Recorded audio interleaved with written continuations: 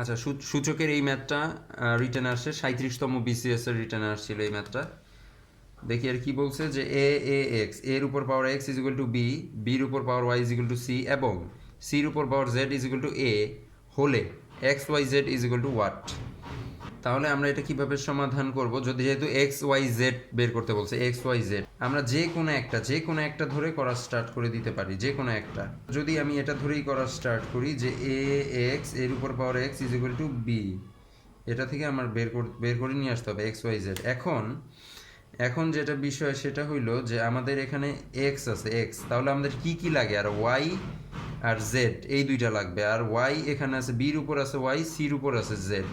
আমাদের এই যে ওয়াইটা আর এই যে জেড এই দুইটাকে নিয়ে আসতে হবে এর ভিতরে, তাহলে আমরা এক্স ওয়াই জেড মিলাই দিতে পারবো পাওয়ারে। মানে অবশ্যই পাওয়ারেই আসবে, কারণ এক্স ওয়াই জেড গুলো পাওয়ারই দেওয়া আছে। তারপরে হয়তো বেজ আর বেজ যদি আমাদের মিলে যায় তাহলে পাওয়ারটা আমাদের থেকে যাবে, তাহলে X Y Z is equal to একটা মান বের হবে। দেখি এখানে কি হয়েছে যে এখানে এর উপরে পাওয়ার এক্স। আচ্ছা, এর উপরে যদি পাওয়ার এক্স হয়, আমরা এখানে এ এর উপরে এ এর মান কত? এই যে এখানে দেখতেছি এর মান এখানে দেওয়া আছে সির উপর জেড। তাহলে এই যে সির উপর জেডটা যদি আমাদের এখানে অ্যাড হয়, তাহলে এই যে একটা জেড চলে আসলো ভিতরে, তাহলে বাকি থাকবে কি ওয়াই। আচ্ছা, নিয়ে আসি এর মান কত? C Z. তাহলে এর মান যদি হয় সির উপরে পাওয়ার জেড, আর উপরে কি ছিল? আগে এক্স ছিল, তাহলে এক্সটা কি এই জেডটার সাথে গুণ হবে। তাহলে এই এক্সটা যদি এই জেডের সাথে গুণ হয় তাহলে কি Z into X is equal to B.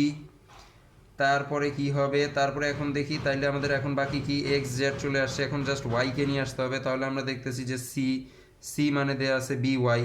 তাহলে তো আমাদের এই যে সি ইজ ইকুয়াল টু কত? বি ওয়াই, বির উপরে পাওয়ার ওয়াই, আর আগের পাওয়ার ছিল কত? জেড আর এক্স। তাহলে এই জেড এক্স আর পাওয়ারে কি গুণ হবে? তাহলে জেড এক্স গুণ হয়ে গেল ইজ ইকুয়াল টু বি। এখন কিন্তু আমরা দেখতেছি যে বেজ আর বেজ কিন্তু মিলে গেছে অটো।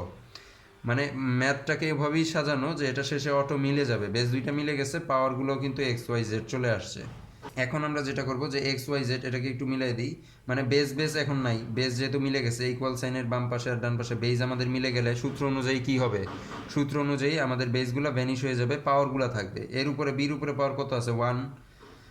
বির উপরে একটা ওয়ান পাওয়ার আছে, যেহেতু কোনো পাওয়ার দেওয়া নেই। এবার আমরা কি লিখতে পারি? এক্স ওয়াই জেড সমান সমান কত? এই যে ওয়ান সমান সমান ওয়ান। তাহলে আমাদের অ্যান্সার কি হবে? ওয়ান। ওয়ানই আমাদের অ্যান্সার।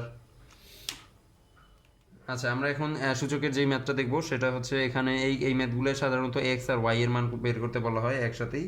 আর এরকম দুইটাই দেওয়া থাকে যে X is equal to two Y আর X Y is equal to X Y এর উপর পাওয়ার এক্স।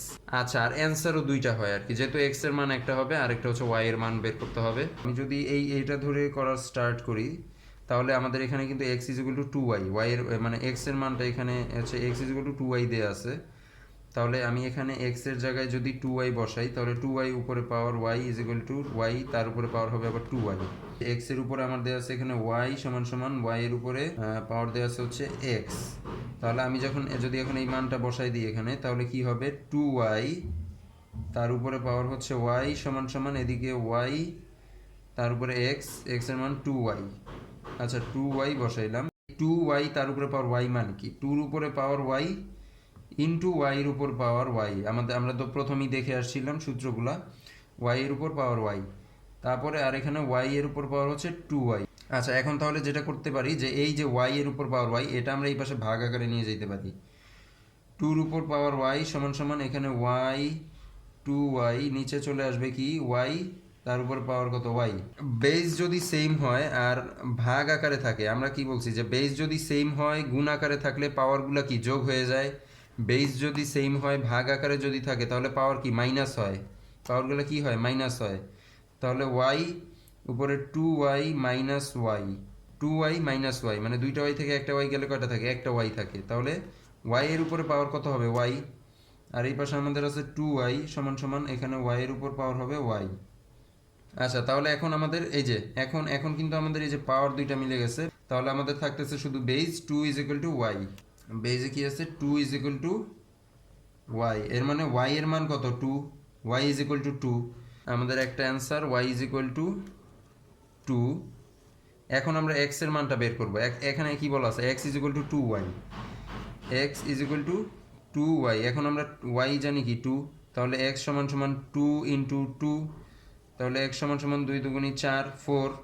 তাহলে আমরা এক্স এর মান কত 4 আর ওয়াই এর মান কত 2, তাহলে এক্স আর ওয়াই কত 4 আর হচ্ছে 2, এটাই আমাদের অ্যান্সার 4 আর 2। এই যে এই 4 আর 2 অপশনে যে 4 2 দেওয়া আছে এটাই আমাদের অ্যান্সার।